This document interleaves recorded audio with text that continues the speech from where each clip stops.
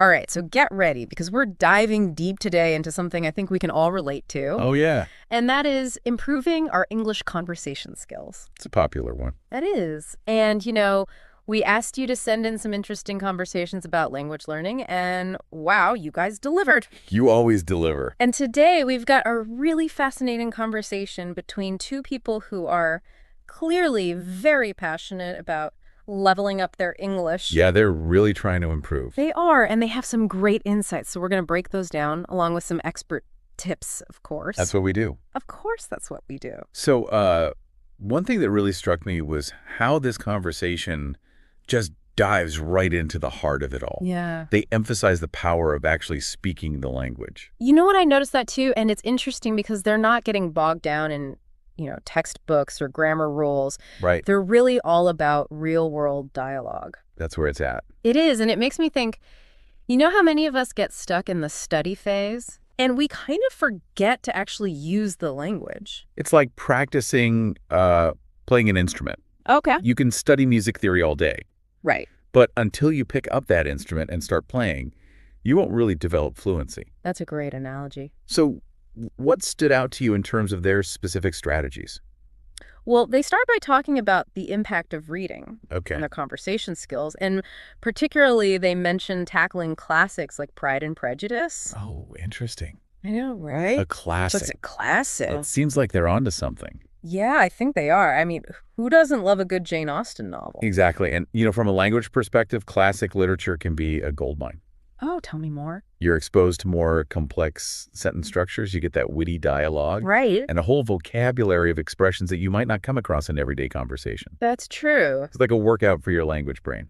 Okay, so reading classics is one thing. Yeah. But they also talked about really actively engaging with the material. Oh, how so? So they mentioned things like jotting down unfamiliar words or interesting quotes. That's a good idea. It is. It sounds a bit like creating your own personal glossary.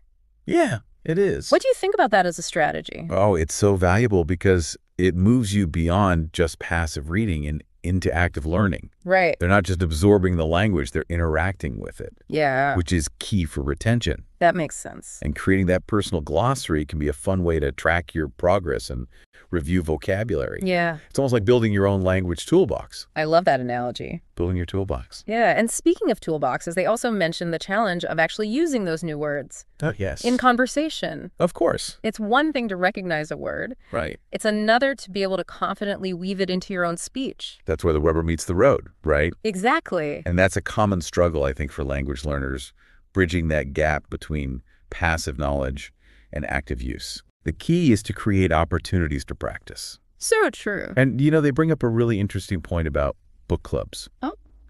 Hmm. What are your thoughts on that? Well, I am a huge fan of book clubs. Me too. It's just such a fun way to connect with other readers. Yeah. But I can totally see how it would also be a fantastic environment for practicing conversational English. Exactly. Hmm. Book clubs, they offer that structured setting for discussion. They do. You're not just passively listening. You're actively engaging in a conversation, sharing your thoughts, and hearing different perspectives. I like that. And it's a low-pressure environment to practice using those new words and phrases you've been collecting. Yeah, that's a good point. It's a safe space. They even mention that book clubs have helped them become clearer thinkers and more confident speakers. Oh, wow. I can definitely see that connection, having to articulate your ideas to others. It forces you to organize your thoughts and find the right words to express yourself. It's like a mental workout and a language workout all rolled into one. I love that. 2 for 1. And it's not just about speaking either. No.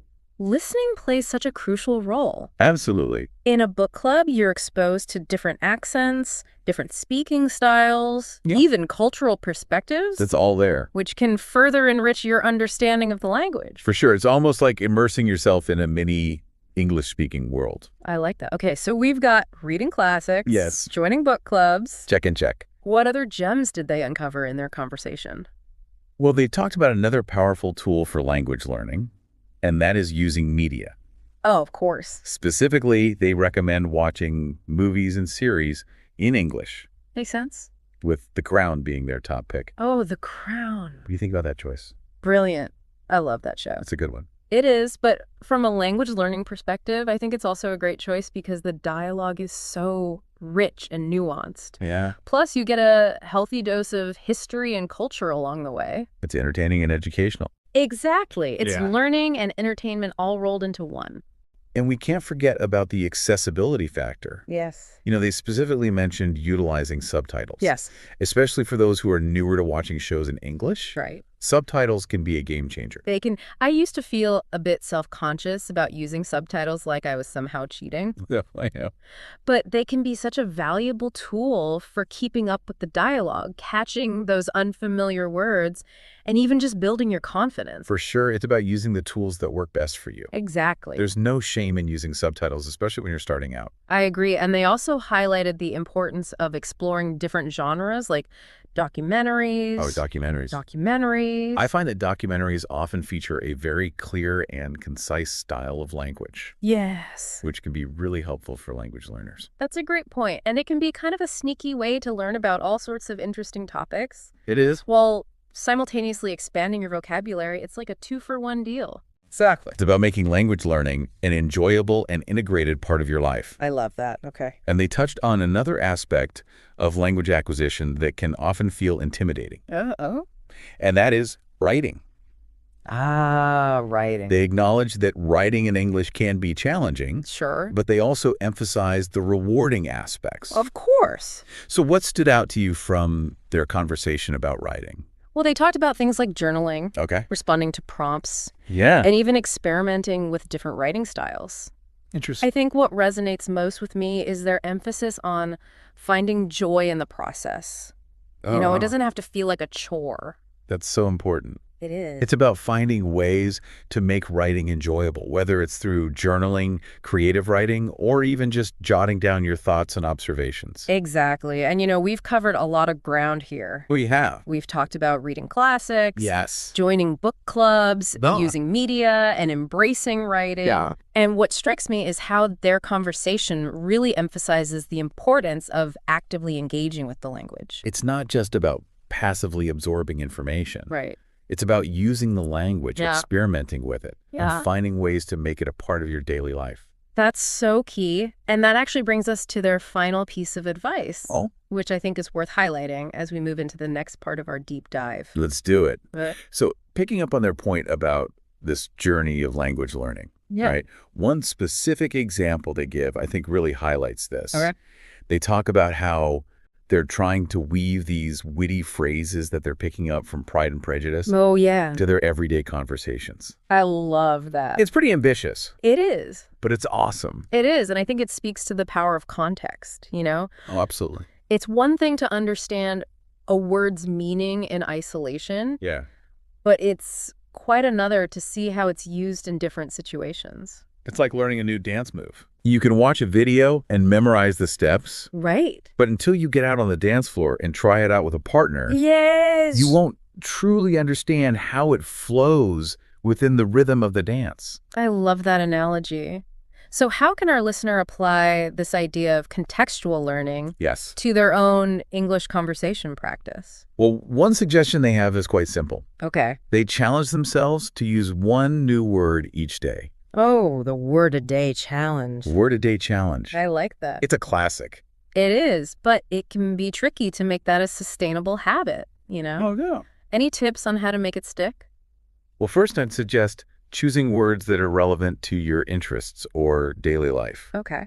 If you're learning vocabulary related to cooking, for example, you're more likely to remember those words and find opportunities to use them. Right, because you're thinking about cooking. You're talking about cooking. It's all around you. It is, and I suppose finding ways to make it fun is key too, right? Oh, absolutely. You could turn it into a game with friends or family members Oh, fun. who are also learning English. Yeah. Or you could even start a social media challenge Ooh. where you share your word of the day and encourage others to do the same. I love that. Okay, so we've got using context to learn new words. Yeah. We've got the word-a-day challenge. Yep. And they also mentioned joining a book club, Oh, yes. something we touched on earlier, A classic. as a way to consistently practice conversation skills. It's a good one. And they bring up a really interesting point Okay. about the benefit of listening to others in a book club. Oh, It's a reminder that we can learn so much by paying attention to how other people speak and express themselves. that's true. I hadn't thought about it that way. Yeah, But it's like a free language lesson. it is. Every time you attend a book club meeting. Right. You get to hear different accents, different pronunciation patterns, even regional slang. It's true. It's like a crash course in the diversity of the English language. You're not just learning from the book itself, you're learning from the other members of the group, Yes. who likely have different backgrounds and language learning experiences. That's the beauty of it. It is, okay, so we've talked about using context to learn new words and phrases, Right. the word-a-day challenge, Yep. and the benefits of joining a book club. Uh-huh. Now let's shift gears a bit Okay. and explore another area they discussed, using media to improve English. Yes. Always a good one. Always a good one. They specifically recommend watching movies and series in English, with The Crown being their top pick. Now, while I might not choose that particular show myself, Okay. I can definitely see why they recommend historical dramas. I'm curious why historical dramas in particular. Well, think about the language used in shows like The Crown. Okay. The dialogue tends to be more formal, Right. with richer vocabulary and more complex sentence structures. It's almost like listening to a well-written novel Exactly. come to life on screen. And it's not just about the language itself. Right. These shows offer a glimpse into a different time period and culture, Yes. which can broaden your understanding of the English-speaking world. That's a good point. And they also make a great point about utilizing subtitles. Yes. Especially if you're new to watching shows in English. Subtitles can be incredibly helpful. They can? They allow you to follow along with the dialogue, catch those unfamiliar words, Right. and even pause and rewind if you need to hear something again. It's like having a built-in language tutor Right there with you. right there with you. And they encourage exploring different genres like documentaries. Oh, documentaries? Documentaries. They could be a fantastic way to learn about specialized vocabulary Oh, yeah. and to hear experts articulate complex ideas in a clear and concise way. It's a great way to sneak in some learning I agree. while enjoying a fascinating film. Exactly. Now, they also discuss writing, Yes. which can often feel like the most daunting aspect of language learning. It can be. What stood out to you from their conversation about writing? Well, what I found particularly insightful was their approach to writing as a process of exploration and experimentation. Oh, tell me more. They didn't frame it as this rigid, rule-bound activity. They talked about journaling, responding to prompts, even trying different writing styles. Interesting. Finding what works best for you. Exactly. Yeah. They emphasize the importance of finding joy in the process. Yes. Which I think is crucial for making writing a sustainable habit. I agree. I'm curious about their suggestion to experiment with different writing styles. Yeah. What are the benefits of that? Well, it helps you develop a more versatile writing voice. Okay. Think of it like a chef experimenting with different ingredients and cooking techniques. Okay. The more you experiment, the better you understand the nuances of flavor and texture. Right. The same applies to writing. So by playing around with different writing styles, Yes. you gain a deeper understanding of the nuances of the English language and how to use it effectively. Precisely. And you might even discover a style that you particularly enjoy and excel at. That's a great point now as we move into the final part of our deep dive. Okay. I want to revisit their overarching message about the importance of mindset Yes. in language learning. Mindset is everything. It seems like they're advocating for an approach that goes beyond just rote memorization, Yeah. or focusing solely on grammar rules. Absolutely.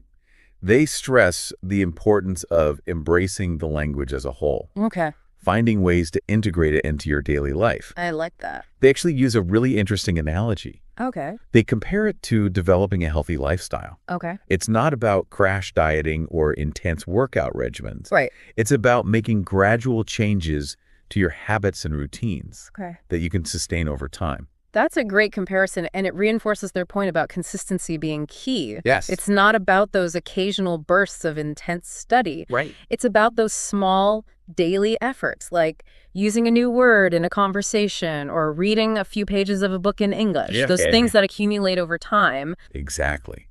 They emphasize that fluency isn't a destination you arrive at overnight. Right. It's a journey that unfolds gradually, step by step. And they offer a really powerful piece of advice Yeah. for anyone feeling discouraged. What's that? Be patient with yourself. Oh, that's so important. It is, because learning a language takes time and effort. It does. And there will be moments of frustration, Oh, for sure. but the rewards are well worth it. They are.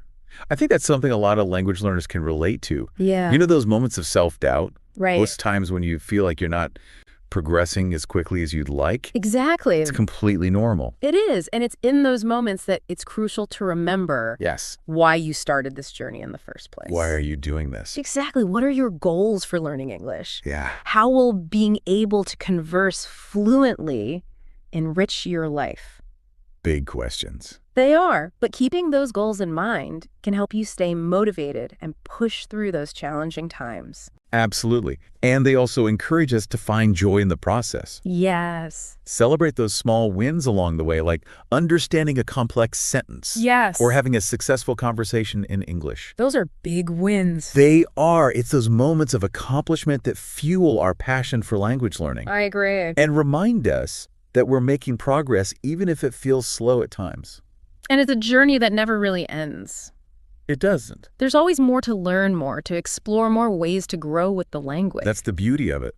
Language learning is a lifelong adventure. It is. And with every step we take, we open ourselves up to new experiences, new perspectives, Yeah. and new connections with people from all walks of life. So to our listener, we encourage you to embrace this adventure. Yes.